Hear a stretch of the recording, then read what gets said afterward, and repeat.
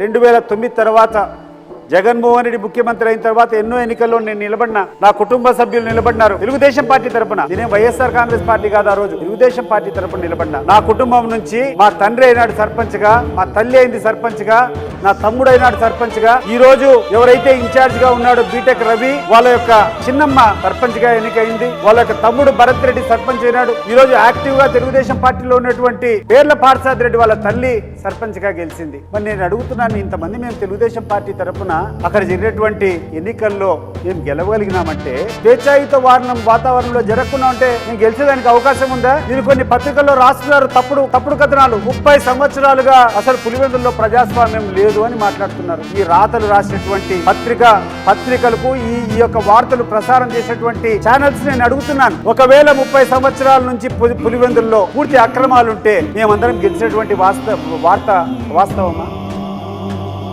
ఇది ఒకసారి మీరందరూ కూడా ఆలోచన చేయాలి.